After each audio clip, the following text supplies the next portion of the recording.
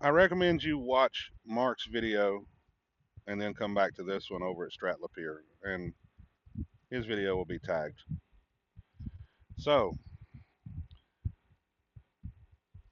this is further evidence to show you that Mark is telling the truth. Mark said that you need to check your jurisdiction.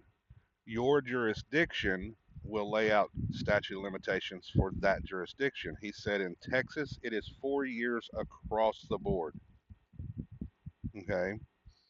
It is not 4 years across the board in every state.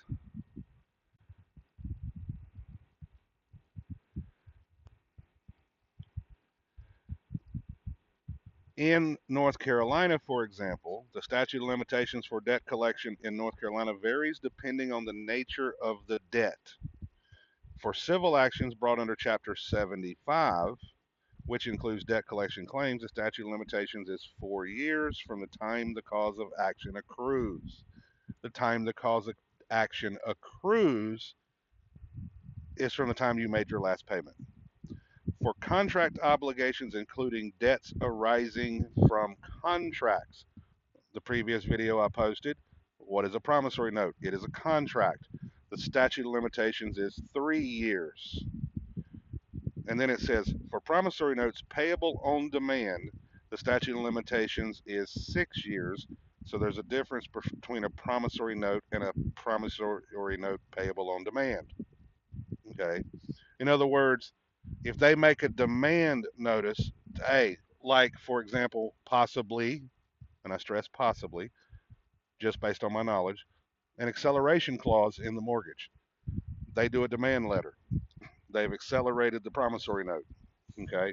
The statute of limitations is 6 years from the date a demand for payment was made, or if no demand was made and neither principal nor interest on the note has been paid for a continuous period of 10 years, then the action to enforce the note is barred. You need to research what, if they go past that statute of limitations and then try to collect, they can't. Okay.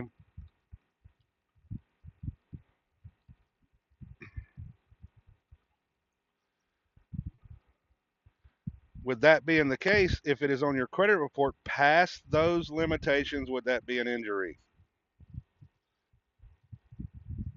In summary, based on the search results, reporting a debt past the statute of limitations in North Carolina could be considered an injury if it meets the criteria for an unfair debt collection practice under the North Carolina DCA and proximately causes harm to the consumer. Okay.